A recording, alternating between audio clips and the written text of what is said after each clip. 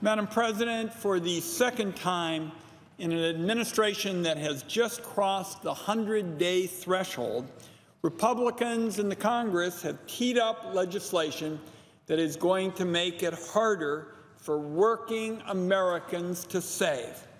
And this time, there's a proposal in front of us that goes after a brand new program that my home state of Oregon is just now getting ready to launch. So let me make my views on this proposal clear quickly. This legislation puts the special interests before working people, and it is just that simple.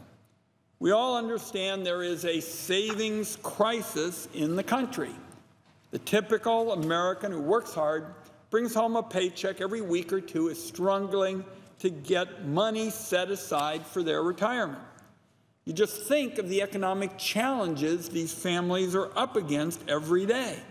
Millions of young people buried under student debt, so the prospect for saving for retirement feels like a dream and will remain so for years and years. Parents raising kids are faced with steep home loans and everyday bills. And at the same time, it can seem like the sticker price on 4 years of college education can match the GDP of a small island nation. So the numbers on the savings crisis are just alarming. More than half of workers approaching retirement have nothing. That means like zero set aside in retirement accounts like IRAs or 401k plans. Tens of millions of Americans do not have access to retirement plans at work. In my view, addressing these kinds of challenges ought to be a bipartisan priority, a priority where both sides of the aisle get together and respond. So in response to this crisis, my home state, along with a few others, has looked to find a fresh approach to deal with retirement savings. We want working people and middle-income families, particularly those who don't have access to a savings plan today, to have more opportunities in the future to set money aside. My home state found a way to do it. Oregon found a way to do it, and kind of Oregon tradition that eliminates a lot of hassle. We are one of a handful of states that has passed what is called an auto IRA law. We call it at home Oregon Saves, and we're going to be launching it here in just a few months. What it means for Oregon workers is that when you get a job, you're going to get a retirement account. So that's not real complicated. When you get a job in Oregon, you're going to get a retirement account. You can start setting aside a little bit with every paycheck. And by the way, and I want to emphasize this, it is not mandatory. People have the right to opt out.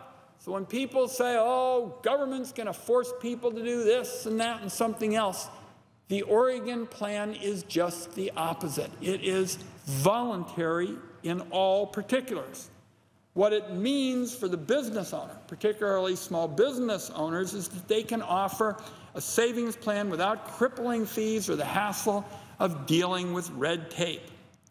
Oregon Saves, what we're about to bring out of the starting gates, is simple, it's easy to understand. In my view, it's exactly the kind of innovative program that we need to combat the savings challenge, the savings crisis that has hit all part of the country. I have often over the years heard members come to the floor and glowingly describe the states as the place where the action is. They call it the laboratories of democracy. And the theory, of course, is that states ought to be empowered to come up with new ways to tackle challenges. So I got to tell you, it is a head-scratcher, Madam President, why the majority here in the Senate would want to make it harder for innovative states like Oregon to put in place a savings program that is voluntary in nature. So after all these speeches I hear about the states and states' rights, and the states are the laboratories of democracy, when it comes to a program that is voluntary in nature, the majority here still seems to think that what we ought to do is say no. And I know the President cares deeply about policies as it relates to rural areas. This is going to be especially hard on rural parts of the country. Now, I talked first about this issue during a debate a few weeks ago. Several employers had written my office to say how important Oregon Saves would be for them. I shared a handful of those stories on the floor, and it was striking how many employers said that this would be a sea change for rural businesses in terms of recruiting workers. Thanks to Oregon Saves, they'd be able to compete when it comes to job benefits. The bill that we are considering now would put in doubt that program that employers said could make a big difference, particularly in rural areas. Oregon Saves and programs like this involve years of discussion, years of efforts to work with the Department of Labor, a lot of consultation between the federal government and the states to get the legal roadblocks out of the way. Now, that work is in danger with this vote. So, colleagues, I think what I'd like to do in wrapping up is just step back for a minute and talk about what this body has been working on. Even though the majority party has unified control of the government, we're not exactly at this point churning out bill after bill. Certainly not landmark legislation that responds to the challenges facing American families. Mostly at this point, it's been votes on nominations and tossing out a bunch of federal rules that protect the person without power and clout in America. So an awfully large share of the business of this Congress comes down to taking steps like the one we're looking at today, making it harder for the American people to save. I don't think this is just a step in the wrong direction. This is a sprint in the wrong direction. That's what we're dealing with here today in the Senate, because programs like Oregon Saves are a common-sense response to a national savings crisis.